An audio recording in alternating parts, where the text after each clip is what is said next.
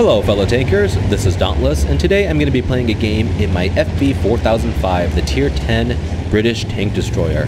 Now I recently acquired this vehicle and I'm having a lot of fun with it. It plays a lot differently than the 215B183 just because it has absolutely no armor, but in a game like this where there's absolutely no arty, I'm top tier and there's a lot of Tier 8 meat to be had, you're going to have a lot of fun.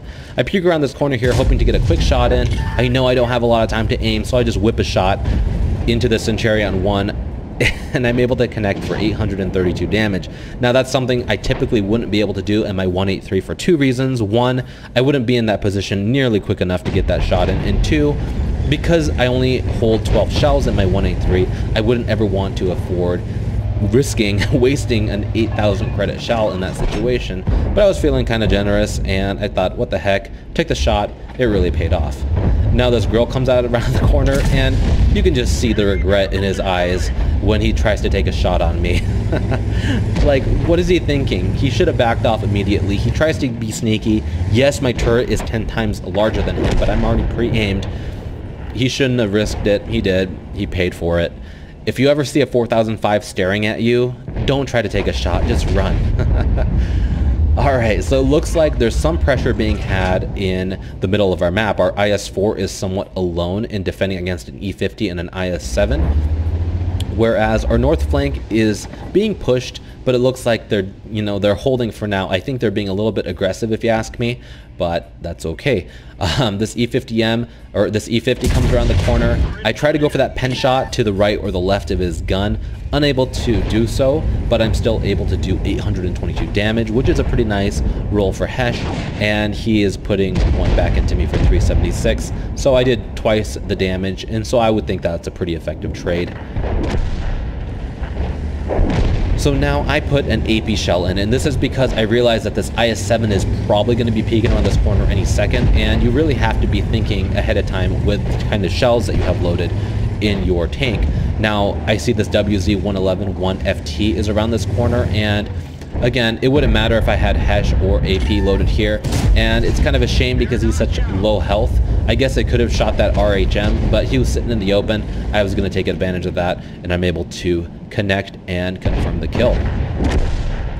So now things are looking kind of bleak. Our team is folding, and it looks like they do have our flank. This Emo 1 has pushed around the side, and I have another AP shell loaded, which I guess hindsight, maybe it would have been better if I had a Hesh shell loaded here because I could have one-shot the Emo if he did push around the corner. But again, my biggest concern right now is this IS-7, and it looks like he's about to peek around this corner. Unfortunately, our IS-4 kind of just blocks my shot there. I don't know if I would have had a shot anyway, but this IS-7 is probably going to peek around the corner to get a shot in anyway. He really doesn't know if I'm here, what I'm doing. I haven't been lit for a while, and he's going to be aggressive, peek around the corner, and I'm able to put a nice shot in, as well as catch him on fire and do about 1,200 damage to him. Now all I need is one more solid connection with AP like that, and I'm going to be able to just easily take him out of the game.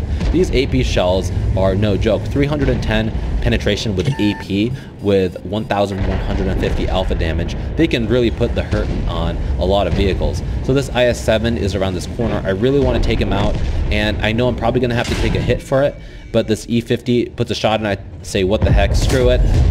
Put a shot in. Unfortunately, I roll low and I'm unable to take him out, but thankfully our ISU-152 is able to kill him.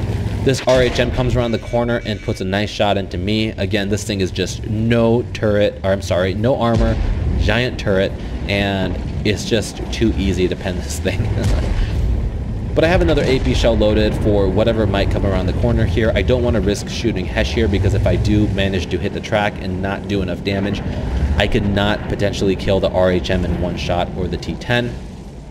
And it looks like our guys are kind of just taking their sweet time finishing off this Yak Tiger. I have my AP shell loaded. This E4 had no idea I was there apparently, and I'm able to put a nice shot into him and finish him off. This RHM is taking his time to try to finish me off. I don't know what he was thinking. He finally realizes that I'm here, or that he can take a shot into me without taking a shot back. And so he puts a shot into me and pulls back. I'm almost reloaded here, and now this STRV needs to come back and help me out. Hopefully he'll make it in time. Up until that point, I don't know exactly if I'm going to make it or not. I can only kill one of these guys. This RHM pulls around the corner. I don't think he realized that I could shoot him through that window. If this T10 comes around, he has blood in his eyes, and he's going to finish me off, unfortunately.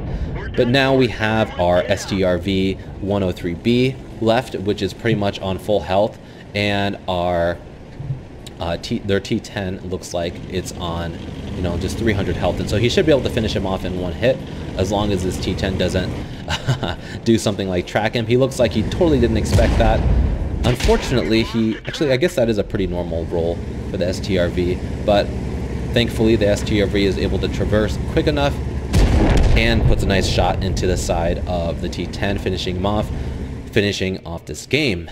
Now, I'm actually not sure exactly how much damage I had at the very end there. I think I had about 6,700 damage, but here you can see that the FV4005, kind of like I showed you in the last replay I played with that tank, is that you can brawl effectively in the city. If you're sitting there and you can hide behind something during your long reload, you can put some nasty shots into heavy tanks as they push around corners, as they're distracted, and you can have a lot of fun in it. And so for those of you that have this vehicle, don't be afraid to brawl like that in a city map like this, where you don't really have a lot of sniping opportunities, because in a map like this, really, where else are you going to sit in a giant tank that looks like the size of a barn?